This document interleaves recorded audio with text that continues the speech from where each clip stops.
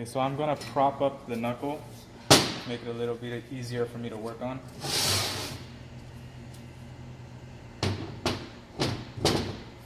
Okay, so this is what you should have so far.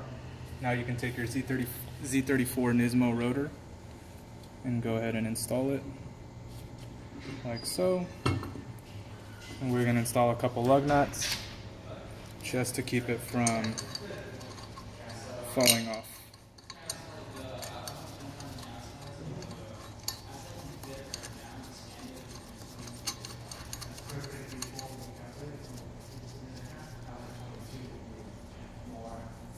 Man, these studs are a little rusty. So we're just gonna have the lug nuts installed just to keep the rotor in place, that way it can't slip off or shift on us. And after this, I'm gonna go over what you need to do to the CTSV caliper.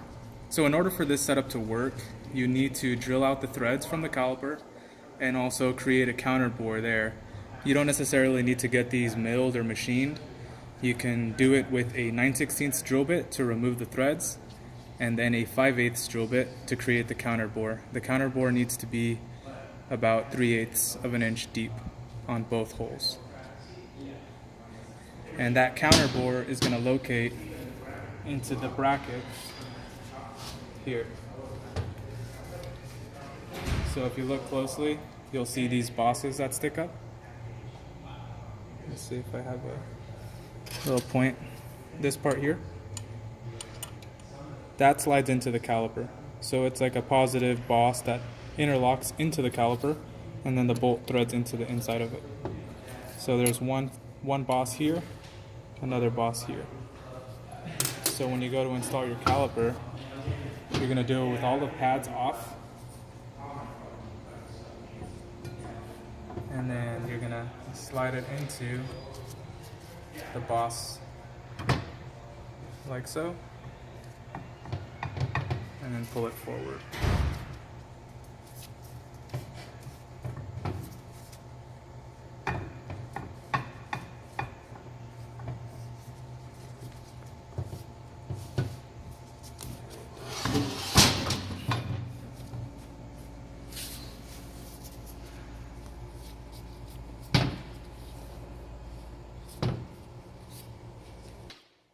CTSV caliper bolts, which are included as well. They're the gold ones.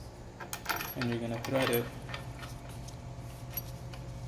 into the bracket, and using a 16mm socket, you're going to tighten them down.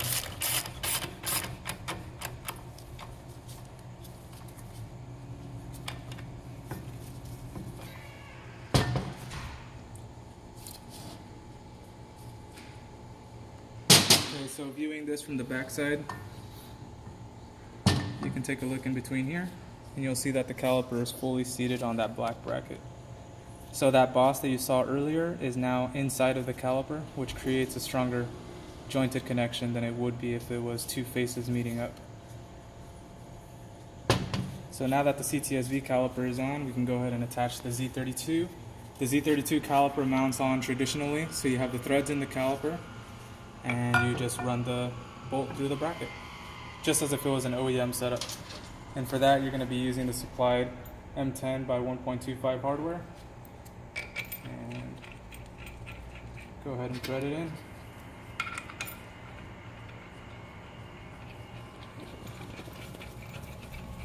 So let's go ahead and hand tight these bolts.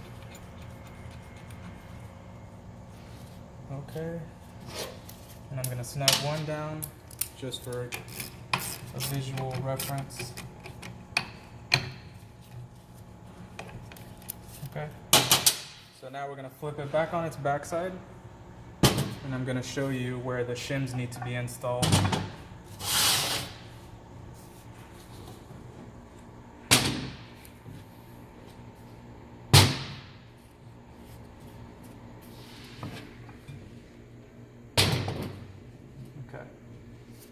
Now when it comes to these brake pad shims, this is due to the CTSV using a thicker rotor than the Z34 rotor is. So we need some type of shim to take up some of the space between the pad and the caliper pistons. So you can install your pads as usual, but you're going to be installing these shims to take up the space.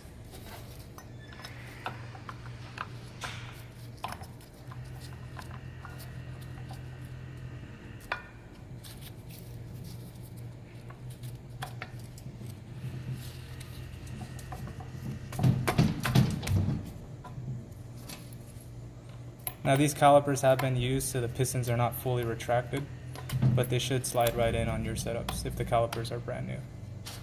Okay, so once that is installed, you can install your hardware just as if it was an OEM CTSV. So this retaining clip would go through here and you feed your pins in, just like normal,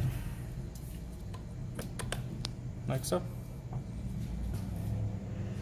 And that would be a completed CTSV install.